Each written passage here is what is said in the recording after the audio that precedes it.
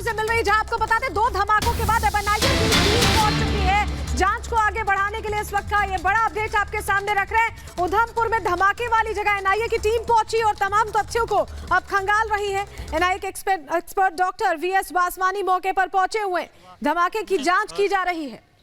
बड़ी खबर आपको बता रहा है उधमपुर जम्मू का जिला, जहां पर 8 घंटे के दरमियान 2 बड़े धमाके होते हैं। पुलिस ये कहती है, जम्मू कश्मीर पुलिस और एजेंसीज कह रही हैं कि ये टेरर अटैक था, स्टिकी बम का इस्तेमाल हुआ और अब एनआईए की टीम वहां पर पहुंची है ग्राउंड जीरो पर इन्वेस्टिगेशन करने के लिए। 5 तस्वीरें हम आपको दिखा रहे हैं किस तरह से धमाका हुआ और गनीमत ये रही कि बस पे कोई सवार नहीं था, नहीं तो हादसा बड़ा हो सकता था।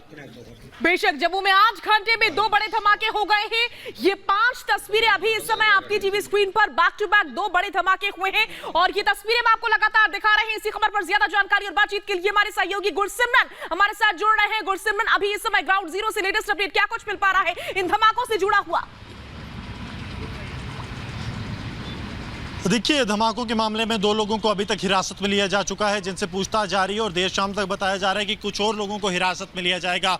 इस वक्त हम पहले स्पॉट पे मौजूद हैं। ये वही स्पॉट है बस स्टैंड के में दूसरा धमाका हुआ था। पहला धमाका यहाँ पेट्रोल पंप के पास हुआ था, इसमें 2 लोग घायल हुए थे और इस वक्त गौरव आपको विजुअल्स दिखा रहे हैं, उसी बस के विजुअल्स हैं जो पहली बस को निशाना बनाया गया था। आप देखिए, एनआईए के जो एक्सप्लोजिव एक्सपर्ट हैं डॉक्टर वीएस वासवानी, वो यहाँ पर मौजूद हैं और कुछ टेस्ट जो हैं वो कंडक्ट किए जा रहे हैं। देखिए, स्पेशली जो है राष्ट्रीय जाँच एजेंसी की तरफ से दिल्ली से डॉक्टर वासवानी को यहाँ बुलाया गया है। लगातार हमने देखा था कि किस तरह जब मई के महीने में श्री माता वैष्णो देवी के यात्रियों को लेकर जा रही बस पर स्टिकी बॉम्ब से ही इस तरह का धमाका हुआ था, जब फ्यूल टैंक में आग लग गई थी और उसमें कई यात्रियों की मौत हुई थी और काफ़ी यात्री जो हैं 1 दर्जन से ज़्यादा घायल भी हुए थे। तो उसके बाद अगले दिन डॉक्टर वासवानी को प्रमुख तौर पर दिल्ली से यहाँ भेजा गया था। 14 मई का ये वाक़या है और आज जो है, आज सुबह जैसे ही हमला हुआ, राष्ट्रीय जाँच एजेंसी की टीम को जब इसके बारे में ब्रीफ किया गया गृह मंत्रालय को, तो उसके बाद ये फैसला लिया गया कि डॉक्टर वासवानी को यहाँ पर भेजा जाएगा। अब वहाँ से सैंपल्स लिए जा रहे हैं। आप देखिए, एक वाइट पेपर जो है उस पर जो एक्सप्लोजिव के सैंपल्स हैं वो कलेक्ट करने की कोशिश की जा रही है और इसके बाद इसको जो है एक टेस्ट रन किया जाएगा ताकि इनिशियल तौर पर ये पता चल पाए कि आखिरकार क्या था। क्योंकि 14 मई को जब ये हुआ था, 14 मई को जब कटरा में श्री माता वैष्णो देवी के यात्रियों पर स्टिकी बॉम्ब से अटैक हुआ था, तो उसके बाद जब डॉक्टर वासवानी वहाँ पहुँचे थे तब जाकर कहीं पता चल पाया था कि स्टिकी बॉम्ब से ये हमला जो है वो किया गया है। आज हालांकि पहले ही यह बात बिल्कुल साफ़ हो गई है कि स्टिकी बॉम्ब का उपयोग किया गया है, लेकिन उसमें एक्सप्लोजिव कौन सा था, कितना घातक ये एक्सप्लोजिव है और किस षड्यंत्र से रखा गया था, क्या क्वांटिटी थी, ये सब चीज़ें जो हैं आप जानने की कोशिश सभी एजेंसियां कर रही हैं। और लगातार यहाँ पर आप देखेंगे तो राष्ट्रीय जांच एजेंसी की टीम और उसके साथ साथ उनके जो एक्सप्लोजिव एक्सपर्ट हैं डॉक्टर वीएस वासवानी, वो खास तौर पर यहाँ पर पहुँचे हैं और अब हर एंगल की, हर एक्सप्लोजिव आखिरकार किस तरह से है उसकी जाँच की जा रही है। कई टेस्ट इस पर रन किए जा रहे हैं।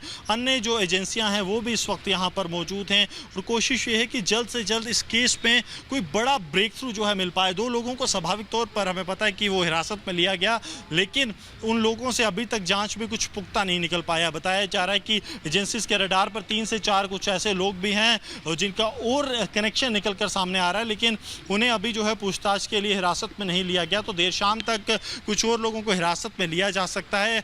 अगर कुछ पुख्ता निकलता है तो आज शाम इस केस में गिरफ्तारियां भी हो सकती हैं। लेकिन बड़ी बात अभी तक यही कि राष्ट्रीय जाँच एजेंसी की टीम जो है वो यहाँ पर पहुँच चुकी है अपने forensic expert doctor VS Vaswani के साथ और लगातार अब कोशिश की जा रही है कि एक्सप्लोजिव के जो बारूद है उसके नेचर को पता किया जाए और उसके साथ साथ आखिरकार किस तरह से ये ब्लास्ट ट्रिगर हुआ, स्टिकी बॉम्ब का वर्किंग फिनोमिना क्या था, ये सब चीज़ें जो हैं वो अब जानने की कोशिश राष्ट्रीय जांच एजेंसी यहाँ पर कर रही है। जी गुरसिमरन, लगातार आप रिपोर्ट कर रहे हैं इस खबर को। 8 घंटे में 2 धमाके होते हैं। बड़ी बात यह है कि जो डिस्टेंस था, जहां जहां धमाके वो उनमें ज्यादा डिस्टेंस नहीं था, करीब 4 किलोमीटर की ही दूरी थी और बसों में इसे प्लांट करना स्टिकी बम को, यानी एक बड़ी साजिश रचने की तैयारी थी ऐसा लग रहा है। टेरर एंगल की भी जांच हो रही है, एनआईए इंटरव्यू कर ही रही है, पहुंच चुकी है इस पूरे मामले में जांच को आगे बढ़ाने। लेकिन सोचिए, अगर बस में लोग होते, अगर टाइमिंग थोड़ी डिफरेंट होती तो एक बड़ा हादसा हो सकता था। देखिए, बहुत सिंपल तरीका है इस बात को समझने का कि कितना बड़ा खतरा टला है। मैं गौरव से कहूँगा वहाँ पे जूम करें। देखिए, इम्पैक्ट के जोन में जो सीट्स आई हैं उसी से आपको पता चल जाएगा कि कितने लोग इम्पैक्ट हो रहे थे। अगली जो 4 से 5 रोज़ हैं, यानी कि पर रो में 4 लोग बैठते हैं, 4 से 5 यानी कि 16 से 20 लोग जो हैं वो लगातार मतलब हर वक्त जो हैं वो इसके कार्डर में थे, इसके खतरे में थे, क्योंकि अगर ये ब्लास्ट होता और ये गाड़ी चल रही होती तो 20 लोगों को स्वाभाविक तौर पर क्षतिग्रस्त होना था और बुरी तरह से होना था। उनकी जान तक जा सकती थी, क्योंकि इतना इम्पैक्टफुल ये हमला धमाका था। आप देखिए, जो स्टिकी बॉम्ब से धमाका हुआ है ये बहुत ज़्यादा इम्पैक्टफुल था। तकरीबन 20 लोग इसकी चपेट में इस बस में आने थे और 20 लोग ही जो हैं वो चपेट में आने थे दूसरी बस में, यानी कि 40 लोग जो हैं अगर ये बस चलते वक्त उलटती ना, क्योंकि एक्सप्लोजन बहुत तेज़, ज़्यादा तेज़ होता है, उससे जो है बस के परखच्चे तक उड़ सकते थे और बस जो है वो पलटा भी खा सकती थी, नुकसान ज़्यादा भी हो सकता था। लेकिन स्वाभाविक तौर पर 40 लोग जो हैं वो इसकी चपेट में आने ही आने थे दोनों बसेस में। ये बिल्कुल साफ है इसके इम्पैक्ट को देखते हुए, और ये इम्पैक्ट तब हुआ है जब बस में कोई मौजूद नहीं था, बस बिल्कुल खाली थी, तो इम्पैक्ट जो है वो स्वाभाविक तौर पर कम रहा होगा। अगर लोग होते तो उसका जो है काउंटर जो एक इफेक्ट रहता है वो भी रहता। तो आप देख सकते हैं कि कितना बड़ा हादसा ज़रूर टला है, लेकिन अब सुरक्षा एजेंसियों के लिए सबसे ज़्यादा चिंता का विषय ये है कि अगर ये हमला जो है, ये जो आतंकी षड्यंत्र रचा गया, ये सिर्फ डर डालने के लिए था, तो क्या ये यहीं तक सीमित है या फिर कहीं और बड़ी मात्रा में गोला बारूद असला जो है वो अभी भी इन आतंकियों के पास मौजूद है, जिसका ये लोग इस्तेमाल कर सकते हैं। सबसे बड़ी चुनौती ये है, और इसी को जानने के लिए अगर आप देखेंगे तो दोपहर तकरीबन 11:30-12 बजे जब एडीजी जम्मू मुकेश सिंह का विजिट हुआ, उसके बाद उन्होंने एक उच्च अधिकारियों के साथ बैठक ली।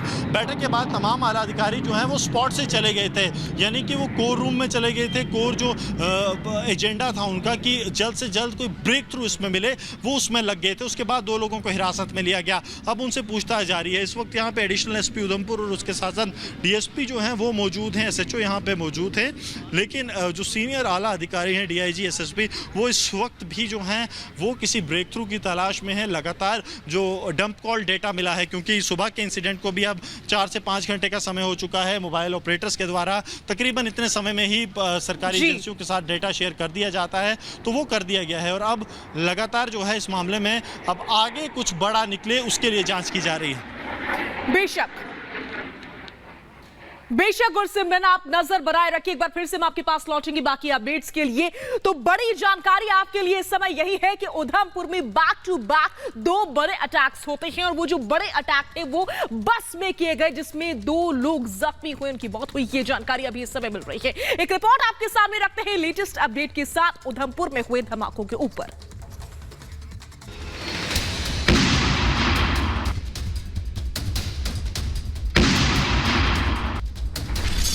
धमाकों से दहला उधमपुर, 8 घंटे में दूसरा ब्लास्ट, आतंकी साजिश की आशंका। जम्मू कश्मीर में पिछले 8 घंटे के अंदर 2 बम विस्फोट ने सनसनी मचा दी। पहले बुधवार देर रात जम्मू के उधमपुर जिले में एक बस में धमाका हुआ, जिससे हड़कंप मच गया। मामले की छानबीन और जांच के बीच ही उधमपुर में ही एक और बस में धमाका किया गया। धमाके के साथ ही वहां धुएं का गुबार उठा। इन 5 तस्वीरों को देखिए। धमाके की तस्वीरें सीसीटीवी कैमरे में भी कैद हुई हैं। इन तस्वीरों को देख अंदाजा लगाना मुश्किल नहीं है कि धमाका कितना जोरदार था। देखिए, ये गौरव जो आपको टूटे हुआ कांच दिखा रहे हैं, ये इस बात की गवाही देता है कि ये जो एक्सप्लोजन हुआ है कितना ज़्यादा जो है भारी एक्सप्लोजन था, कितना ये खतरनाक एक्सप्लोजन था। बॉम्ब डिस्पोजल स्क्वाड जो है भारतीय सेना का, वो ठीक आप देखिए सामने पहुंचा है। फ्रीक्वेंसीज को कुछ जो है वो जैम कर दिया गया है, जो अननोन फ्रीक्वेंसीज हैं, ताकि अगर किसी तरह से रिमोटली डेटोनेट करने का कोई प्रयास हो तो उसे विफल किया जाए। आप देखिए किस तरह वहाँ पे पूरे इलाके की सघन तलाशी जो है मेटल डिटेक्टर से की जा रही है। पहला धमाका रात करीब 10:30 बजे 2 माइल चौक के पास एक बस में हुआ। इस हादसे में 2 लोग जख्मी थे। वहीं दूसरा धमाका पुराने बस स्टैंड के पास सुबह 6 बजे हुआ। हालांकि राहत की बात यह है कि इसमें किसी को भी कोई चोट नहीं आई। देखिए, ये पहला जो धमाका है ये रात को 10:30 बजे के करीब हुआ था, और वो भी बस के अंदर ही हुआ था। जो वो बस का रूट है वो बसंतगढ़ की तरफ जाती है बस। रात को ये तकरीबन 10:30 बजे हुआ था और 5 बजे से वो गाड़ी वहाँ पर जो है टीसीबी दुमेल एक पेट्रोल पंप है उसके पास पार्क थी।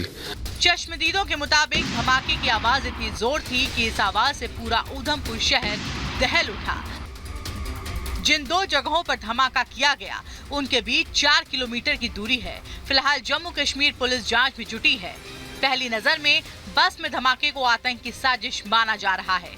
जिस जगह पर बस में धमाका हुआ वहां पेट्रोल पंप के पास ही पुराना हाईवे और पास ही सेना की चौकी भी है। Bureau report, Republic Bharat.